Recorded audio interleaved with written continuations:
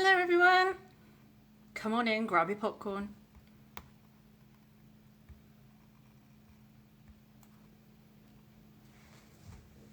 Come on in, grab your popcorn. Find your seat. Come on in, grab your popcorn. Find your seat. Come on in, grab your popcorn. Find your seat.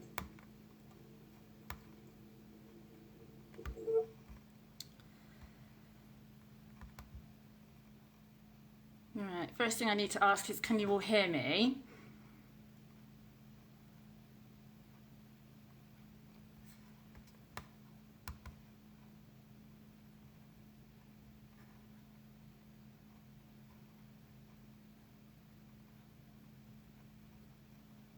Ace.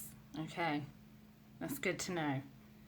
So for anyone who doesn't know me, I'll just introduce myself. My name is Katie.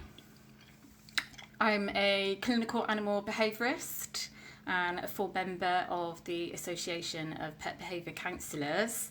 And thanks to them tonight for the opportunity to talk about one of my favourite subjects, which is Bull Terriers, funny enough, and Staffies and other bull type breeds as well. I'm assuming you're all here for the same reason, because you want to know a little bit more about them. At the moment, I can't see any comments popping up on my other screen, so there may be a bit of delay. So I do apologise if anyone's got a question and I don't see it immediately. I'm not here to be a bull breed expert, you know, in the inverted commas bunny ears. I'm just here to talk about them, a little bit about what I do with them actually, and maybe even my own. I have had bull terriers for about as long as I've been in the business for, which is about 17 years, so it's quite a while. And it all started off with my little puppy Coda. He was a miniature bull terrier, an absolute cracking dog. I got him from an amazing breeder who bred show dogs, and actually I was only supposed to have Coda as a show dog. I kind of told a bit of her, so don't tell him. Okay, I was supposed to show Coda, but I didn't. I couldn't get on with that. So someone had asked a question about finding a good breeder, actually, which will lead me on to that point. And if you haven't already got one and you are thinking about getting a bull terrier or a staffy or a bulldog, looking for a breeder is going to be hopefully some of the best research you'll ever do in your life, because you know you're talking about the life of an animal, so it's best to start off on the right foot. And what I find is, rather than going through Gumtree or off the internet, you know, don't go on Facebook Market, don't buy one from the bloke down the pub out the back of his van. The likelihood is that you're not going to know what you're getting, and there's a lot of unscrupulous breeders out there at the moment, and you want to take your time. The best place to start for a good breeder is actually going to be your breed clubs. Yeah, if you have a good sort of local knowledge, someone somewhere will know where your local breed affiliated club is. So here to me in Bristol, that would be the Southwest Bull Terrier Association, and there's a similar one for the other breeds as well. So look into that. Go to the shows, make friends with the breeders that go there, and they will be breeding for confirmation, so how their dog is built. So they want healthy specimens, and they want those specimens winning in the shows. So those are the ones to go for, really.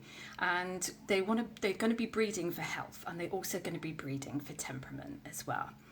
Because when you've got a strong dog, you want to have a good dog. Yeah, you want to have one that's well built, but also that's healthy, not got too many physical issues, but also one that's healthy mentally. You know, they're going to be living with people, so we want some good ones. So that would be a really good place to start, your breed specific clubs. There's also, depending on which country you're in as well, I don't know where in the world everyone is at the moment, but there's also the places like the Kennel Club and so on. You can go there for lists of reputable breeders, but again, it's just looking for the ones that are breeding for the conformation, health and temperament of their dogs, not to make a fast buck.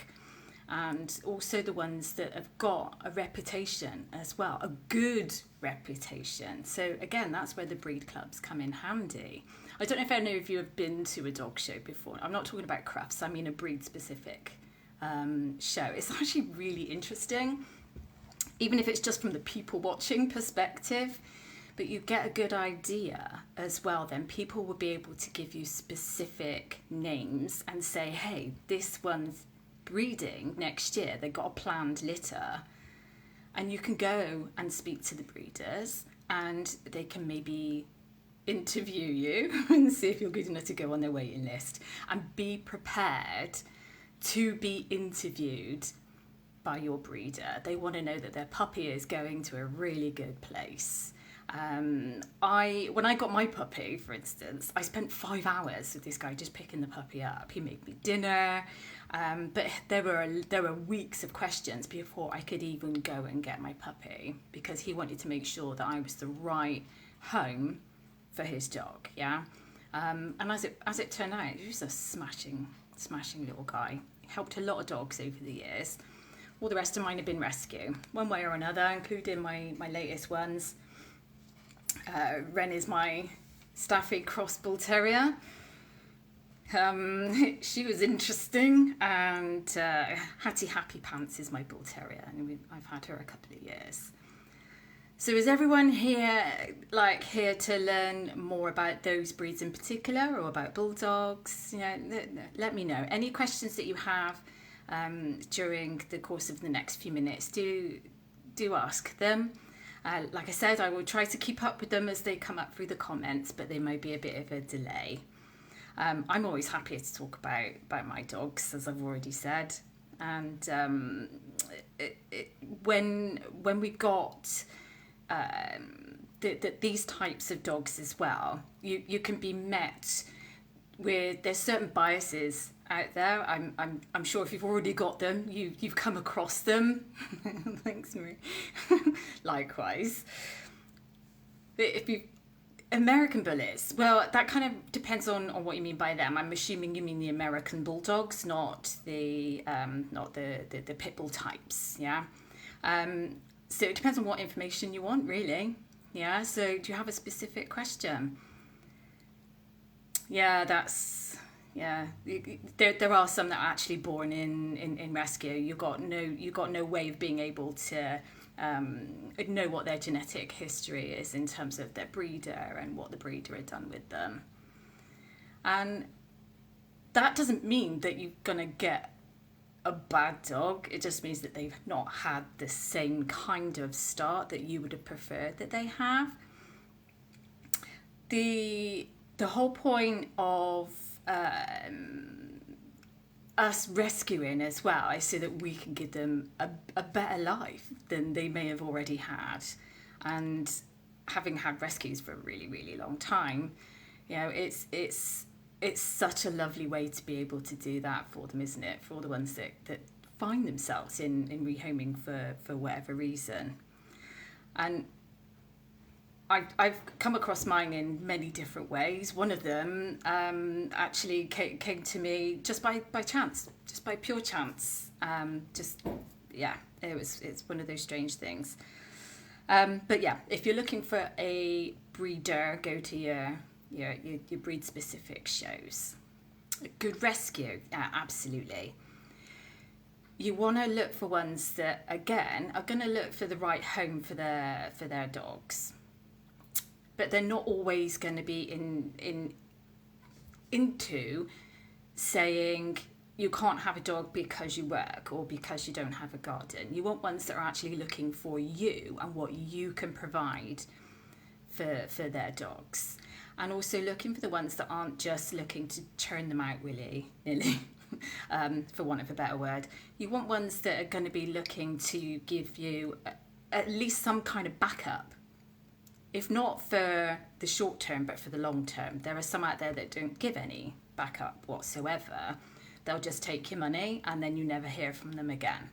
So again, it's looking for the reputations. If you've got local small rescues, then you're going to have perhaps more chance at getting to know them as a rescue. You can go in and have a look around. The bigger ones, it kind of depends on what's going on at the moment because everything seems to be all up in the air. But when you're looking for a rescue dog, you want to be then asking the rehoming centre more about that dog in particular. And then get a feel for the place. Is it clean? Is it tidy? Are they taking care of each other, not just the dogs? So you've adopted a rescue that looks absolutely nothing like an American Bulldog. And then you find out that he was. Yeah, they are. Yeah. Okay, guys, if you don't have a bull breed, they're not quiet. As in temperament, not necessarily sound. Yeah, well, they're big dogs. They're known for a little bit of guarding. Sorry. So they can find themselves in rehoming as a staffy mix because of the sort of they're more rehomable that way. But they're still a bull breed. They were selectively bred to be determined and strong and independent thinkers. So if you think about them as nothing else but that, they're generally good with people. They aren't always, depending on the circumstances that they come across, that they find themselves in rescue for, but it doesn't mean that they are a bad dog. And their temperaments can be tricky. When you literally don't know where they're coming from, but for the most part, they're loyal to their owners. Yeah. When you've got a rescue dog, and you've got no idea where they've come from, they might have been astray. Not everyone tells the truth, unfortunately, when they hand them into a rehoming centre. So you may not get the whole truth. You might not find out about this dog until you get them home. Actually, what they're really like. Ultimately, they all learn the same way. They all learn as animals do. Yeah, they learn through actions and consequences and associations. And they're no different to any other breed from that. It's great that your local rescue interviewed you, Jan. Yeah, I've had similar. Ren came from a local rescue called Hollyhedge Animal Sanctuary. And luckily, I already knew them, so they knew that she was coming to a good place. But I know that they will interview you. Yeah, they want to know that their animals. A good rescue will want to know that their animals are going to the right home. And a good rescue also, I should add, will there'll be a contract that you can take the dog back if anything it doesn't work out. You do get mismatches. It happens. Yeah, nothing's infallible from that point of view. But yeah, it sometimes it's worth asking other owners what their experiences are of those particular breeds or breed mixes. So my experience of having a Staffy cross Bull Terrier has been totally different to having a Bull Terrier. A completely different experience. Yeah, she is very Staffy in her behaviour. In fact, she's more like a collie. Right, yeah, me too, Yvonne. Yeah, it was like, it's like I was interviewing for a top management role, absolutely. And I had been turned down. I don't know if you had the same experience. I got turned down by some breeders. Oh, fantastic, Jan. Yeah. It's actually, I would prefer to be turned down if a breeder thought I wasn't good enough for their dog.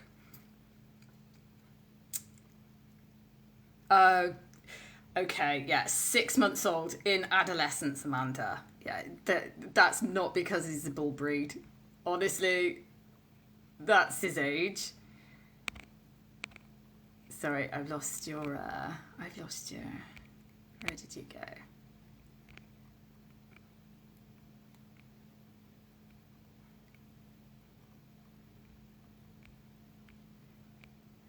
Yeah. Take him to training classes, yeah.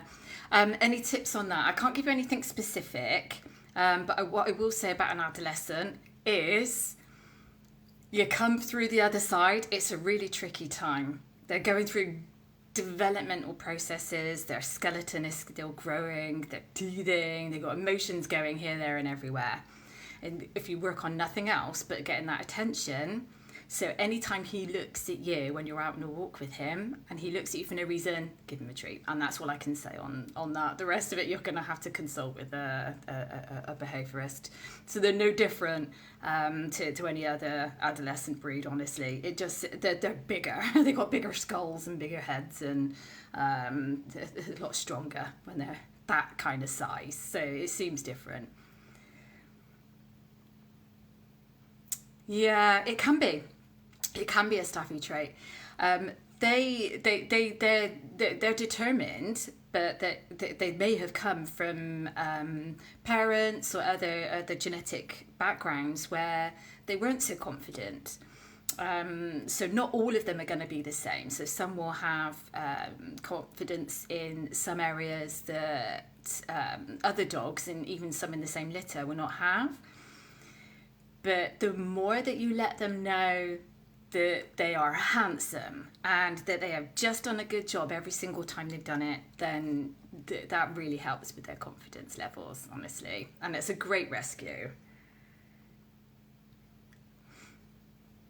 Yeah, so do bulls. Yeah, bull breeds do, bizarrely. And I love hearing them when they're doing nose work caress. Honestly, the snorting that comes out, this is partly why I like them. They look like horses and they snort like me.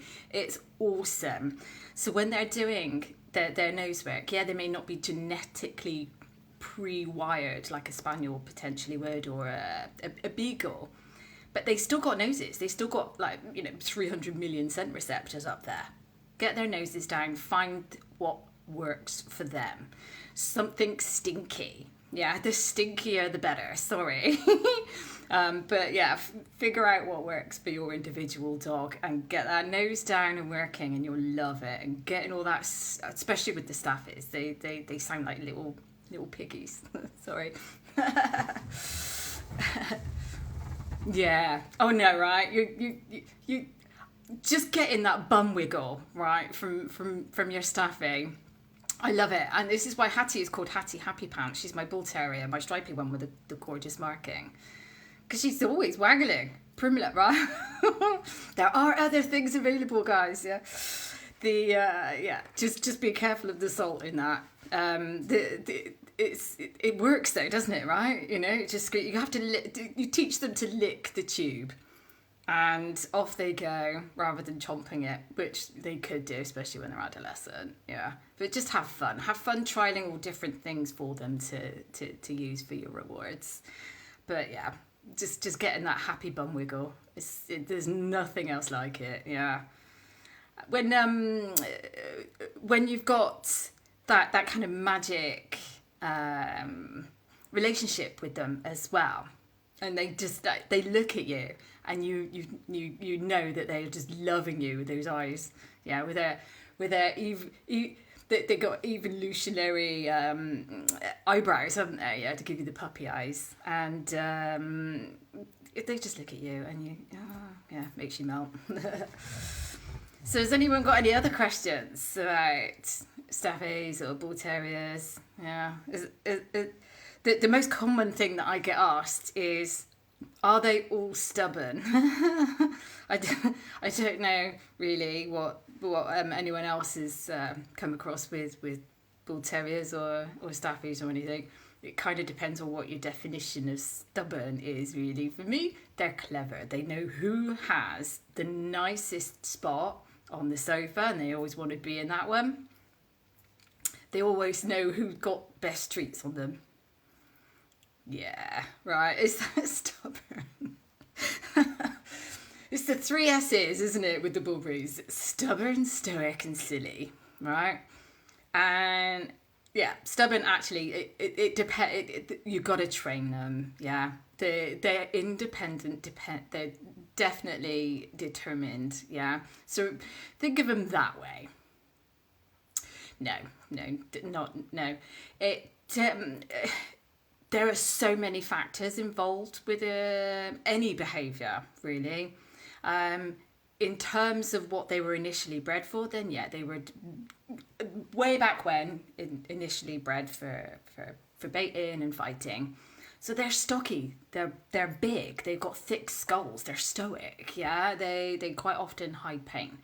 But yeah, when it comes down to an individual case, I don't look at the breed first, no. We do tend to look at characters and everything like that, though. It's a good question, though. Some people do, but no, not for me. No, there's just too much involved with it for it to be just about the breed. When people are talking about how they can be a bit kind of silly up until they hit about 3, you're very welcome. They hit about 3. That I've actually found that to be quite a good formula to work by. You know, when will my dog stop being silly? Well, never actually. If you've got a bull terrier, but they will become much more easy to manage the older they get. But that's what I like about them. I like that they right. I had one like that. Yeah, absolutely. Yeah, my Tallulah was like that. So in my walk and talk classes, she was a bit famous. For the ones who were on here who used to join me in my walk and talk classes, if we weren't going in the right direction, she would lie down, flatly refuse to move. And you just got to go with it, you know. It's their walk after all, isn't it? You know, it's like, okay, fine. You just encourage them on later. Yeah, that's it. Yeah. Had exactly the same. When this is when people they're just stubborn. It's like, actually no, they're training you. Yeah, that's smart. That's not stubborn. Funny enough, yeah, my Jack Russell did that occasionally, but as it turned out, he had a little bit of arthritis as he got older. Yeah.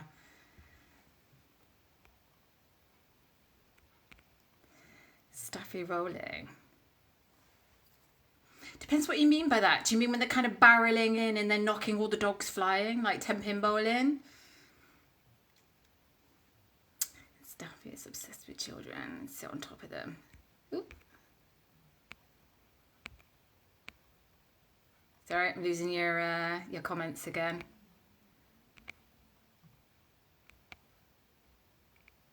Yeah, barrel rolling pin. Yeah, that one, it's not the ideal play style. It can be quite intimidating, so you do want to step in. Again, though, get some help from a behaviourist, from a clinical animal behaviourist with that one. Some dogs will be into it, and if they only ever practice that with other dogs, then that's how they're gonna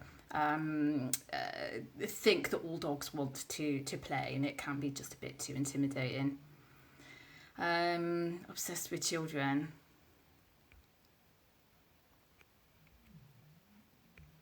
Yeah, it keeps her mouth busy. You're very welcome, Keris. Yeah, and that's good. Yeah, it's nice though, isn't it, that we have a dog that is interested in small people in a nice way. Yeah, but yeah, definitely keeping her busy when there's small children around is going to be a good idea. We want that positive association, don't we? Yeah, didn't go down too well going home. No, I can imagine. Yeah, but this is it. You know, if they've got a certain play style, like my Staffy Crossy Ren, she likes to chase and be chased, but that. When you've got a large, muscular dog who is also black, she running towards you, you know, with the manic grin on her face, it can be a little bit intimidating.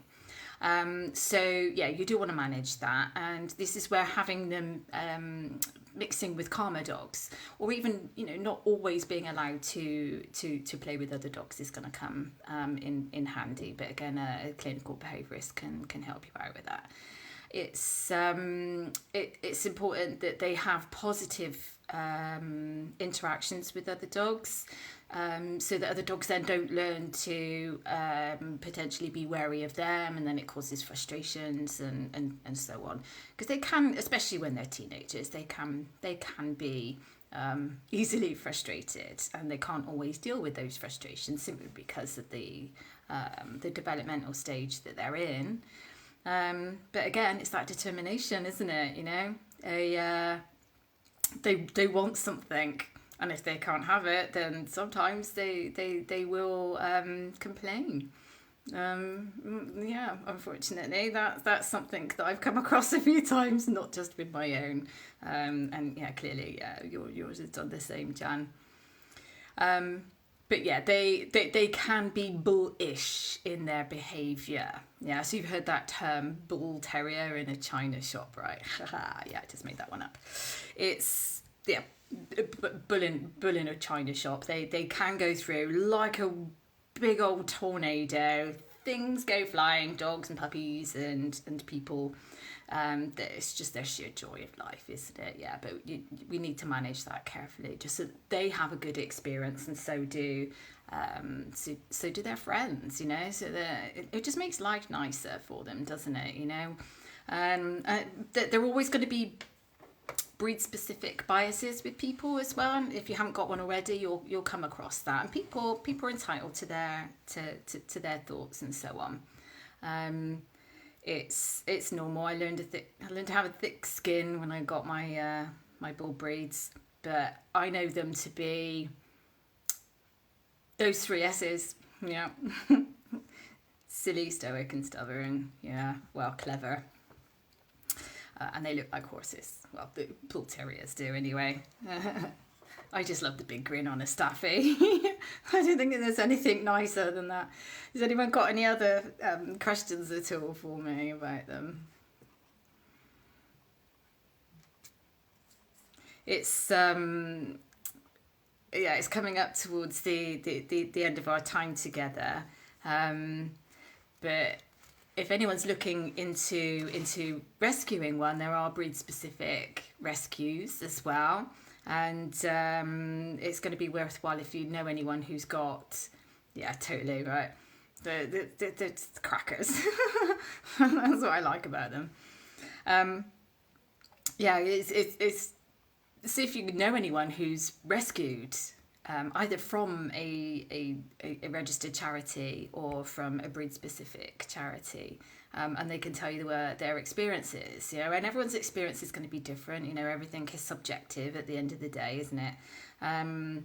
But some are better than others, just like with anything. You know, ultimately a good one, when you find one, will have their dog back at any stage of the adoption, and will support you as well. Oh, fantastic, Shannon. They do find themselves in rescue though, don't they? You know, because they're cute puppies, and then those strong determination, it comes in, doesn't it? Giving it, oh, oh my goodness, right? Oh, what is George trying to say to your postman, Jan? That's mint. Mine would just lick the postman. Yeah, none of mine have been barkers. None of them have barked at the door or anything. Chew toys and things. Right. Okay. Here's the thing. I haven't found an indestructible toy yet ever for a bull breed. They've got these powerful jaws. Yeah. So, oh no, oh God, right. So what I have found is, if they like eating broccoli, broccoli stalks, cauliflower stalks and carrots, that's one way of helping them. Offering gifts, oh my gosh, right. The Staffy singing, yeah, it's brilliant. giving them that as a bit of a chew toy. I would avoid anything tougher than their teeth, because you want to avoid damaging especially when they're puppies, you want to avoid damaging the deciduous teeth. But things like the cylindrical type toys that begin with a K, I'm sure I can mention it. Yeah, so Kongs, Busy Buddies. My favourite actually for mine are barnacles. And mine have a generic food, unfortunately. They do really well on it, but one suffers with pancreatitis, so I've got to be really careful. But I've used all sorts over the years, and including raw. The other toys, they like shredding. Yeah, they like shredding toys. So I will buy toys that I know will get destroyed within seconds because they love it. Yeah, but luckily mine don't chew the pieces. They'll spit them out. But I do have to be careful with bits of rubber, because actually saying that they'll spit them out, Hattie will sometimes like swallow the little sort of rubbery bits that come off. But empty cardboard boxes filled with other cardboard boxes, pop your food in there, and some paper. Cheap and cheerful, actually. Yeah, because they break it. Right, yeah, that's it. Sometimes they will eat it. The other thing that I find is, as well, if they're gonna have toys, to things like tug and things, have a tug longer than your arm. Yeah, there's actually a really cool video on YouTube about playing tug. Because a lot of people make the mistake of kind of like dangling the tuggy, and then your staffy and everything's jumping up to try and get it. Toilet roll, right? Yeah. Oh, see now, yeah, mine do that with eggs. Yeah, you give them a boiled egg with the shell on, and they pull it all off, or just swallow it whole with some of them. My friend's Rottweiler will gently peel an egg and then smush it once it's out. But yeah, rather than rope, because I do find that ropes can get really bitty and they swallow the bits, then fleece plaited tugs, and make sure it's longer than the length of your arm. And if you've got a dog that chumps up it, so some of the American Bulldogs are really good at chomping their way up a tug toy. So use an old blanket. Tug at their height, yeah. So make it snaky rather than heighty, right? Yeah. It's just because then they will grab. Yeah, that's what they're kind of designed to do that. So yeah, try to avoid doing that. It will help. Is there any more questions? There have been some really good ones. Thank you, guys. It's been excellent fun.